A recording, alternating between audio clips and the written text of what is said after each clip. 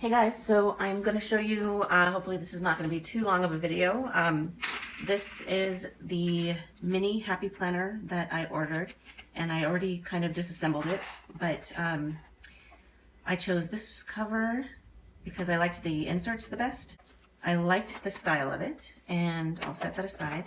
So this is what I'm going to use this for. I ordered Franklin Covey's blush florals, and I didn't like them. Well, okay, so they're beautiful, and I just didn't like the fact that you could not write on them with marker or pen.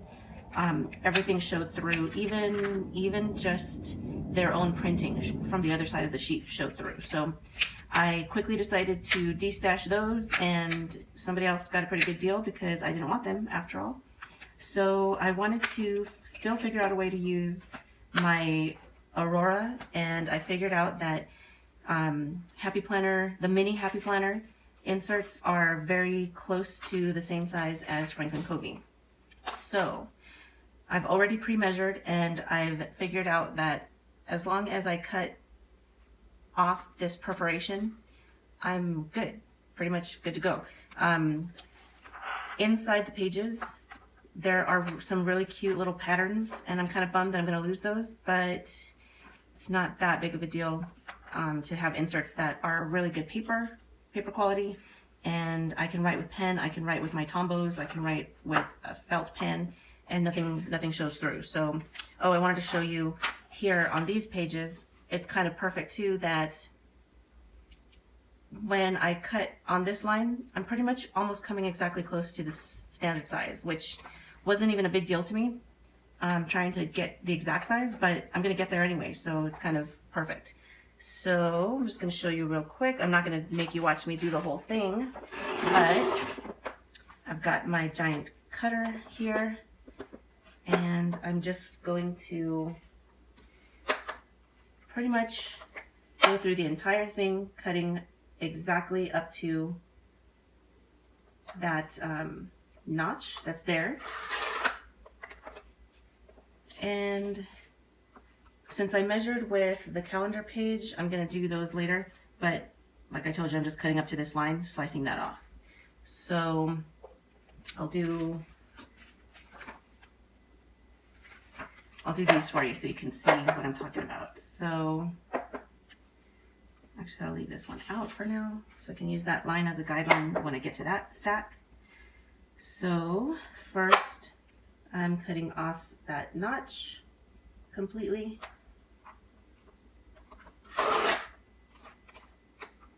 And then, like I said, I know that I can be safe cutting. Oh, I didn't go very straight on that, did I? But I will in a second. So I know now that I can be safe with cutting that at that bottom line underneath the box. So there's that cut where it happened. When I got to the June tab, which is on the bottom, I didn't want to cut the bottom off of that sheet. I wanted to keep that full tab. So even though it's going to be a little bit staggered and not perfectly cascaded with the rest of them, at least I'm not going to lose a piece of it. So I made sure that I cut the same amount off the top of that page instead of off the bottom. For me, I know that every single time I've gone through a stack of cutting, I'm going one notch underneath this 7. It might be different for you depending on what you're using. So now here's my stack after I've done the cutting. This is, again, the mini Happy Planner. The May and June and November and December tabs are a little bit more overlapped than the other tabs. It doesn't bother me at all. And in fact, I'm the type of planner who only has a few months in the binder at a time, most of the time. So they might not even be in there at the same time. Haven't decided yet. I do kind of like this all together though. So the only sacrifices I made were because I had to cut the top of the June and December tab instead of the bottom.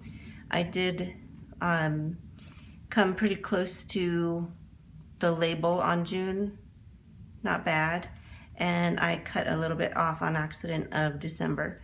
Now, when it comes to the months, for example, the calendar, I think I'm going to definitely lose some space in some of these squares or rectangles for hole punching. I'm sure I'm going to lose a little bit of that. But this planner is going to be kind of a fill-in, how do you say, satellite type of planner. So I'm not really too worried about losing that tiny bit of space. And I have the cover, the front cover and the back cover. I'm going to cut these down and put them as dashboards in my Aurora as well, because I like having this hard surface in the back to be able to write over on my pages, and it doesn't get, you know, it's not lumpy because of stuff you have in the pockets or whatever. These are actually super cute too. It says live creatively. That'll be on the bottom. And then I loved this cover, so that's the one that I chose to buy because of the simplicity, and it's cute. So that's going to be put together in my Aurora, and that's what I decided on as my yearly or calendar inserts for 2018, and I think they're going to look pretty cute in there. So a quick tip for you while you're punching holes and stuff, if you're kind of like doing some DIY and everything, first obviously, I say obviously, even though we all cheat and we try to do like 80 pages at the same time, but don't do that. So here you can see that my trimming wasn't perfect. These were probably in two separate stacks of trimming, even though they're right next to each other in the actual sequence. So, you know, you do that thing to line them up. Make sure that you line it up on the edge that's on the outside of your planner, because if you line it up this way, you're going to be all lumpy and staggered on the edge. So you can see that this is not lined up. I like to make sure that the edge on the outside is lined up, and then I'll punch my holes that way so that I'm not seeing this rough edge on the outside, if that makes sense. If there's anything uneven, it'll be on the inside, and then the rings, the holes will be lined up properly, so that'll help it stay a little more even on the outside edge. So just a quick little tip for you as I've been punching holes in my new little inserts.